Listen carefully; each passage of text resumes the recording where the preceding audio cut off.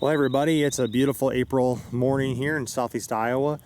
So folks, I apologize. I had a really cool video of the burns we did over here. This is a timber burn we did of 5 to 6 acres. It's kind of a hybrid. It's bottomland savanna, then upland oak with a few cedar trees we cut back in 2021.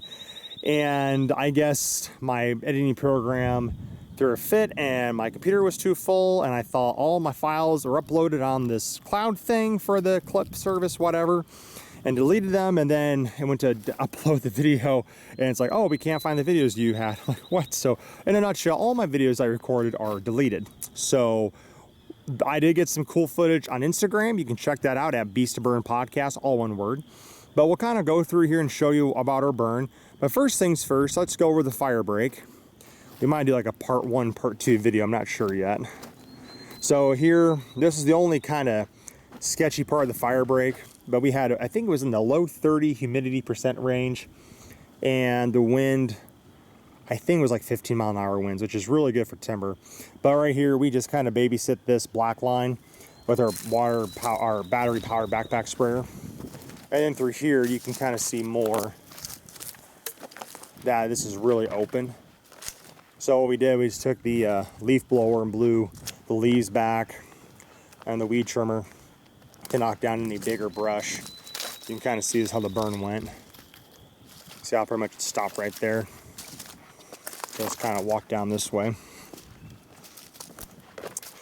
And you can see it's kind of greening up now. And it was greening up even.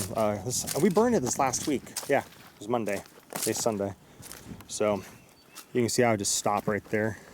And, you know, it wasn't, you know, it rained about 4 inches the week previous. So, like some of the sedge, it just wasn't going to go. You know, if we had maybe some drier conditions, it may have gone, but it's hard to say. I see all this over here.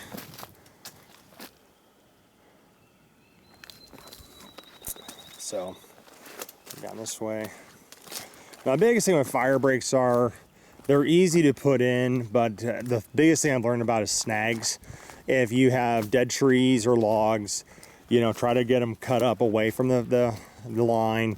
Dead trees, if they're 20 yards away, drop them. But also, a good rule of thumb is, say, for example, your tree is 60 foot tall, you times that by, or not, let's say 50 foot, that's more reasonable.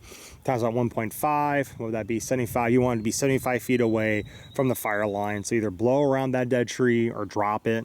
Those are some options, because those trees, if you have a good breeze, that taller the tree, the more it's going to candlestick and send those embers off. It's going to have a fire, it can get a further distance and get, burn units are not meant to be burned on fire. That's a really big problem. So, you know, do yourself a favor, blow around those dead trees, get the logs cut up. Now, like this log here, our southwest wind turned a west wind, so it wasn't a big deal, but the lower it is to the ground, it's not that big of a problem. You can see all this stuff over here. We got that trimmed up and chucked over there. This is pretty nice and wide, I think about 8 foot. Wider the better. 8 foot's really good. 6 foot's acceptable. I know some guys do 3 foot, and I'm like, that's a little too close for comfort. It really depends on what you got going on. Now, as you can see, as we come down here, the terrain starts to change. And if you look on the website soil survey, there are several different soil layers on here. So like in here, this stuff barely burned. And we need some, sorry guys, we need to do some crop tree release in here. There's some oaks and shingles and black cherry we could release, no problem. Just got to do that on the agenda at some point. But it's all this green stuff here.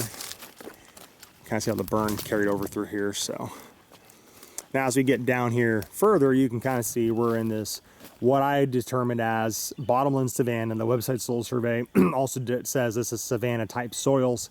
So judging by the wolf trees and the soil type, probably was a savanna at some point, more of a bottomland savanna, which that is a unique biome to have. Down this way, and don't have my hiking boots on. But yeah, here we have just a little bit of rose here. We didn't miss, really got.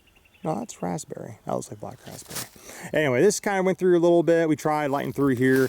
It's just too gosh darn green. So, and one way to solve that problem in the future, number one, we have a really open canopy. So, you know, even during the summertime, and this is pretty open, Sunlight's a big help to encourage more of that leafy vegetation, but being this is so wet in the spring, oh, there's some May-apples. Mayflowers, excuse me. I'll have to look for some mushrooms while I'm in here.